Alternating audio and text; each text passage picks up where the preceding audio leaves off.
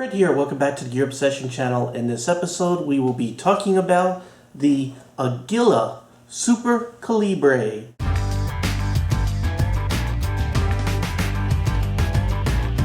In the demonstration today we'll be using a Ruger new model single 6. Here it is, it's a single action 22 long rifle revolver right there. And what's really neat about it is that this is a convertible model. It enables you to swap out the cylinder, so it could also shoot 22 long rifle magnums, 22 magnums, all with the same revolver. Now the reason why I'm using this revolver is because this ammunition, the 22 Super Colibris, are not powerful enough to cycle a semi-automatic pistol or rifle, and they're not recommended to use in a rifle, although I have. You just have to be extra careful. But today we'll go ahead and use this. So let me go ahead and bring you in and we'll take a close look at the ammunition before we start shooting. Here's the 50 round box, and again I was just showing you during the introduction the 500, which has just 10 of these inside this box. So here's what the bullet looks like. And at first glance it looks like a normal 22, but you can see how short the bullet is on the end of this cartridge. And to show you an example, here is the Thunderbolt 22, and here is a bullet. And I'm going to go ahead and let you take a look at the difference between these two. You can see how the cartridge, the shell there is about the same size, but the bullet is very small. You can see it's a much shorter cartridge, which is another reason why this might not feed normally in your gun. So the Colibris are good for revolvers. It will work in most lever actions. It works in my Henry lever action. And another thing to note is that the Super Colibri by Aguila has a 20 grain bullet, and for just comparative reference, the Remington, and again this is the Thunderbolt, has a 40 grain bullet. Now another big difference is that this has no gunpowder. This does. This is very slow. This is supersonic. This is over, this is probably around 12, coming close to about 12,000 feet per second. And the foot-pounds of energy, let's see, I think this says on the box how many foot-pounds the Remington has, but I mean it's up there. Okay, velocity is 12,055 feet per second, and the foot-pounds of energy at the muzzle is 140 foot-pounds. Now by comparison, the Super Colibri gets about 11 pounds of energy, foot-pounds of energy, and it's only coming out of the barrel at 500 feet per second. So what basically I'm telling you is, all specs aside, is that this guy is less powerful than a pellet rifle. It is less powerful. And I want to stress that because I know a lot of people get very excited about, oh, there's another redneck shooting in his garage. This can be used safely in your garage if you have the proper backstop, the proper training, and a bullet trap that is appropriate for this, which I do. So I just want to go ahead and put that out there before we go any further. Next we'll go ahead and load our revolver up. I have the Colibris here. I went ahead and put away the real ammunition. Not that this isn't real, but I mean the stuff that's more powerful, to make sure I don't mix anything up. Really important there. Let me, this empty box here. And we'll go ahead and load this up. So with the Ruger single 6, you have a loading gate, just like the old style revolvers. So you have to pull that loading gate up, as you can see there. And I'm going to go ahead and drop these in one at a time. And there's 6. So that's 1. And I'm not going to sit here and count these as I put them in like Sesame Street. While I'm doing this, the difference between the old model and the new model Ruger single six is that there's a transfer bar, and that's some added safety. Basically, the firing pin is inside here and not on the hammer, and there's a bar that comes up only when you pull the trigger, so when the hammer gets released it hits the bar, which hits the firing pin, instead of just the firing pin being on the hammer and going through and hitting the rim of the rim fire, which would set it off. What this does is it prevents the possibility of it going off because you dropped it or something like that, or by somehow the hammer falling without your finger on the trigger. Now it cannot happen because that transfer bar has to be up, which means your finger has to be on the trigger. Okay, so we're all loaded. Again, I'm going to make sure I keep this pointed down range, and I have a target set up.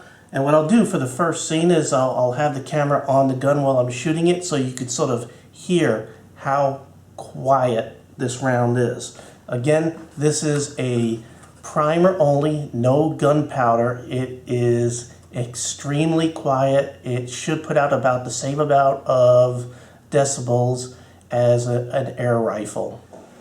Now this is a single action, so I have to pull the hammer back, and then I can pull back on the trigger and fire. I have to do that for every single shot. This is not a double action.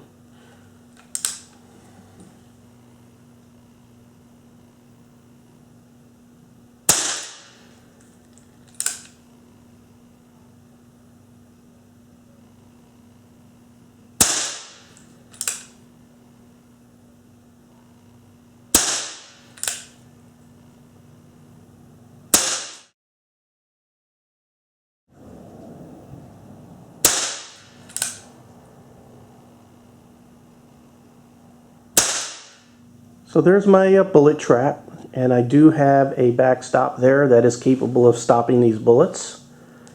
And you can see it's me that's not very accurate. I was just firing kind of quick. My eyesight kind of sucks. It's hard for me to see the rear sight. But I'll be taking my time on some future shots here, and we could maybe see how much more accurate it is. But before we do that, what I'd like to do is go ahead and do a little bit of penetration testing. So what I have is a old gun digest book. You can see how thick that is. It's about, I don't know, maybe an inch or two thick.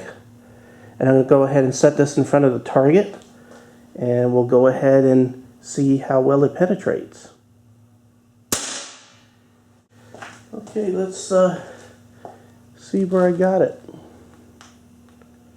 I've got a little bit of low there, but you can see I hit the scales of the the scale of the 1911 right there. So let's see how deep it got.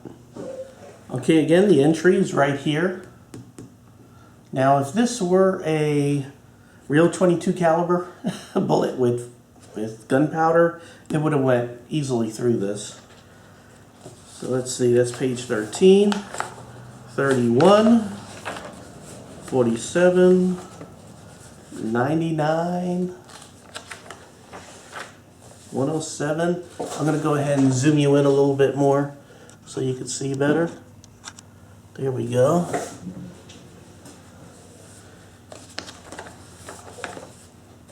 139. Well, we're getting close. I can see the bullet there. We're at 163. My computer is talking. Shut up. Alright. Let's see, we're at 175. 191. Oop. Alright. So at about 200 I could just sort of pluck this out. It practically looks intact. Go ahead and let you take a close look at it. Zoom in a little bit. You can see what the bullet looks like. Okay, so the bullet was about at 200, page 200, and it did, you can see, whoops, where's the front? the front is facing this side. You can see it did sort of get a little bit shaped funny. It sort of became like the bow of a ship there. And the back looks normal right there. Whoops. So we got to page 200. Now it did sort of continue to make damage here. Let's see where the rip sort of ended. It looks like at about, alright, you can see a little bit of a dip there. The pages stopped ripping at about 341. Now I'm going to try to shoot a little more accurately. I have a rest that I'll go ahead and put the gun on and see if I can sort of demonstrate how tight a group that the cartridge is capable of doing.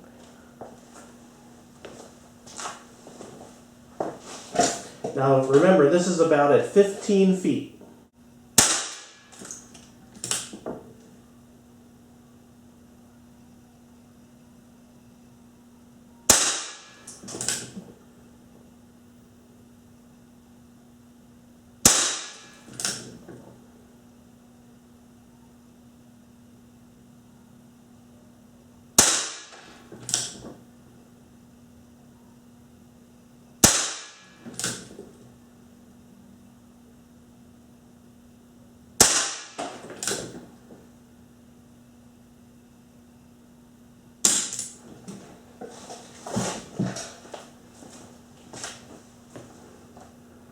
Well, I'd say that's pretty impressive. That's all about in a just slightly more than a quarter size. That's 6.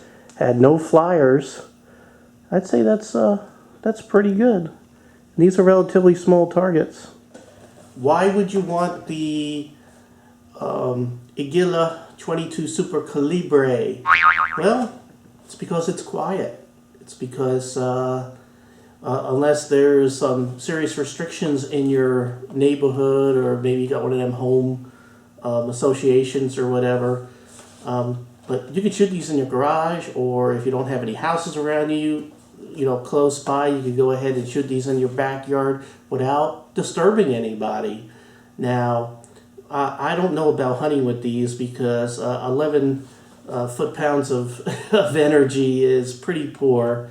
But it's great for plinking in your backyard without disturbing anybody. Now they do make Colibris. This is the Super Colibri. They do make Colibris, which are an even quieter round, and they are a little bit slower.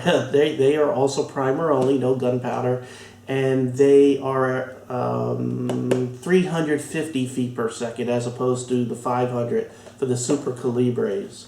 Now again, you don't want to use these in a semi-automatic because they do not have enough energy to cycle the pistol or the rifle. These are not recommended in rifles. But I again have used it in like my Henry lever action. But what you really need to make sure, if you do that, is that the bullet comes out, because you may end up with a squib, which means the bullet gets stuck in the barrel. So what you want to do is make sure that you see a hole or you hear an audible plink whenever after each time you squeeze the trigger, to make sure the bullet has left the barrel, because you could have a dangerous situation if the lead gets stuck in the barrel and you keep firing, and then especially if you decide to fire a normal round after, you could blow up the barrel and you could possibly injure yourself or others, and I don't want to see anybody get injured. Okay, well, I hope you found this kind of interesting. I know I've done a video in the past on these, but I didn't go through as much detail as I am now. So hopefully this will help somebody out. I paid about $80 for this. 22 ammunition is absolutely insane. You should be able to get this for like $30 or $40 during normal times. So hopefully the price will come down soon.